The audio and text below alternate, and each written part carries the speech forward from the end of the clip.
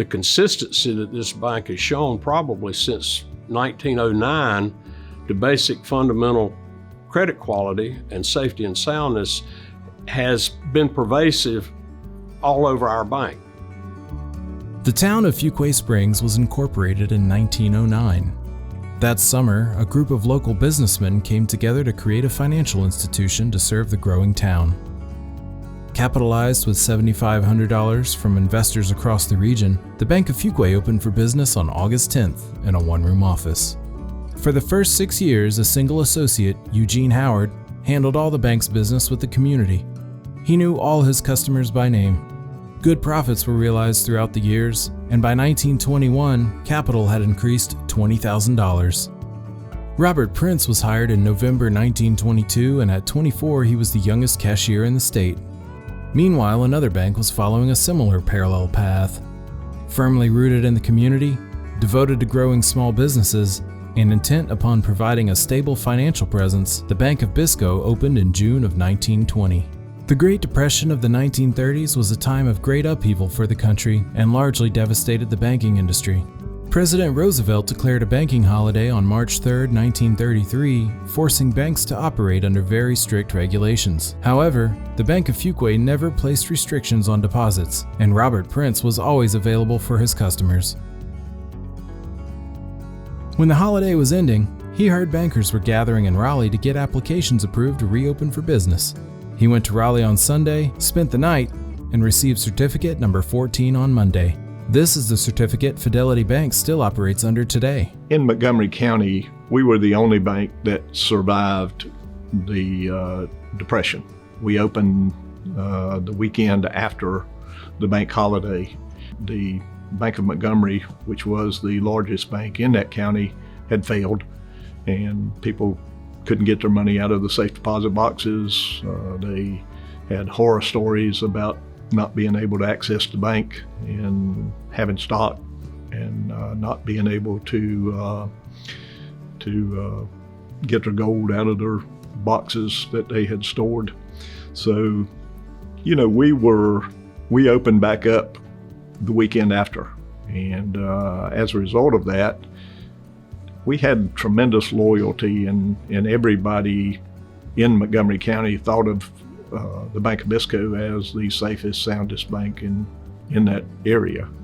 And it built a reputation of safety and soundness that we have endured forever in service. But, we've got pictures of the Hoover cars on Main Street here in Fuquay where people couldn't afford to put gas, so they tied horses to their cars and pulled them with a horse. It's amazing some of the stories that happened, but we have survived many recessions since that time, and we will survive the next one. We are confident because we're built that way. We're built to be strong for our customers. In 1945, Robert Prince became the president of the Bank of Fuquay. The following year, a fire broke out in the adjacent building.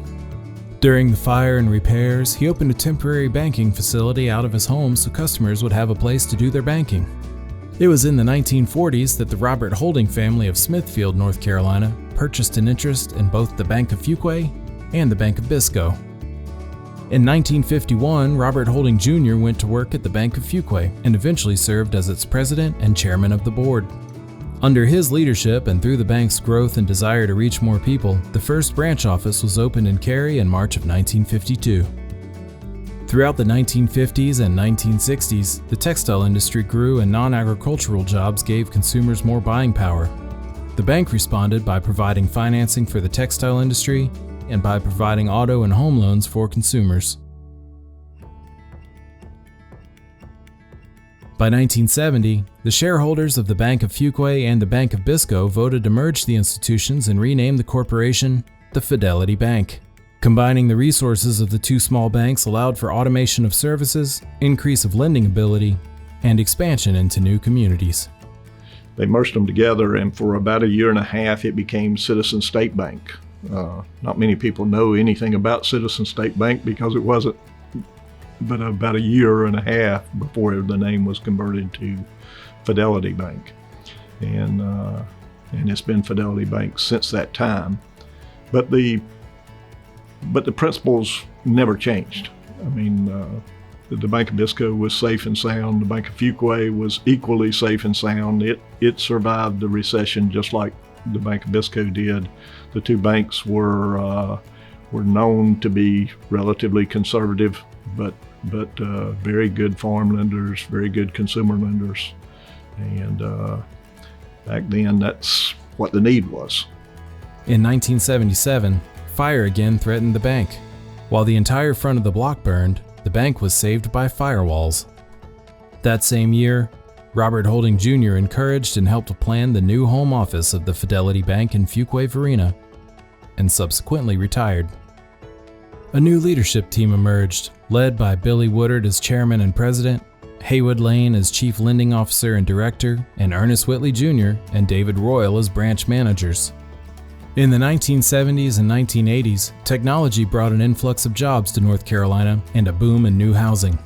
The bank responded by making residential construction loans to local builders. Construction lending provided inroads to many small businesses such as electrical contractors, plumbing contractors, and landscapers. In the 1980s, the United States banking industry was upended by the savings and loan crisis.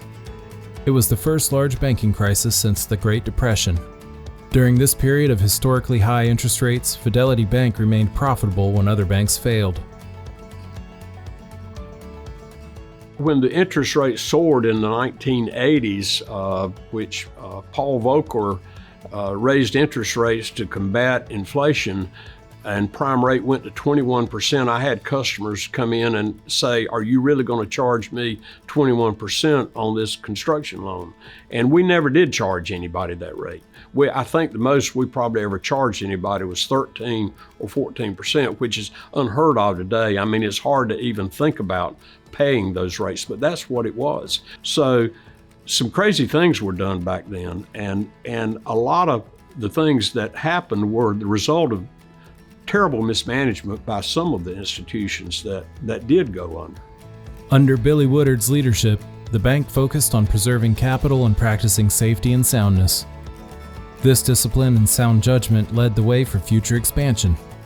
Well, as Fidelity expands, I think it's really important for us to maintain that community feel that we have. And it's all about our people. We hire people that work in our communities, that, they support the communities, they're part of nonprofits in the communities, they're there developing the communities, and that makes a real big difference. It's about them creating a relationship with their customers. Well, I think when we realized that when we decide to expand into a new market, in the old days, we would go buy a lot and build a building and then try to hire some employees. I think nowadays we go into a market and look for associates, look for a team that we feel like can relate to the community and understand the community and be involved in the community. And if we find that, then we think about a building. Otherwise, we stop and go somewhere else. In 1997, Billy Woodard named Haywood Lane president, while he remained CEO and chairman. By the year 2000, the bank had entered 17 additional counties and added 34 more branches. In 2002, Ernest Whitley Jr. became president and CEO and served until January 2010 when Mary Willis took over and continues to serve as president and CEO. From 2019 to 2023, the bank nearly doubled in size from $1.9 billion to $3.7 billion. How do we double every 3 to 5 years?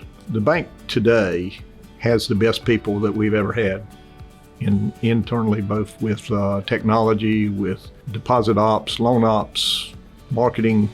We've got departments we never had before, HR. And so as a result of that, we're $4 billion today, approaching $4 billion in the bank. And then we've got a trust department that exceeds $500 million. And you just naturally grow. Just 10% growth will allow you, and 20% growth will allow you to double every 5 years. But doing small business lending, if you do it well, you get the families, it's just simply a matter of teaming up and getting all of the business. We get the consumer business as a result of doing small business banking really, really well.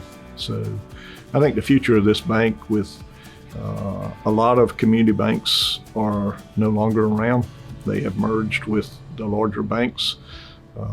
The service level in those banks is not what our level is. And we've just created this nice niche in small business banking that serves us well, and I think that the future is unlimited.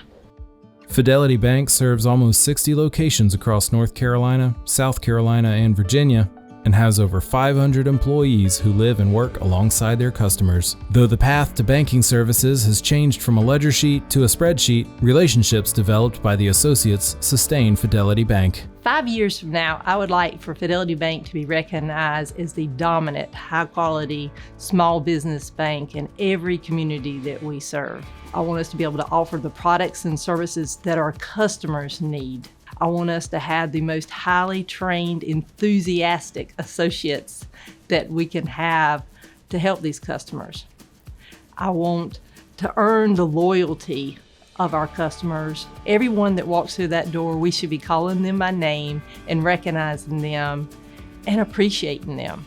Every smile, every time you call them by name, every time you ask about their family, it makes a difference. That's part of our culture. That's what makes us so special. That's the reason we go beyond the call of duty to help our customers.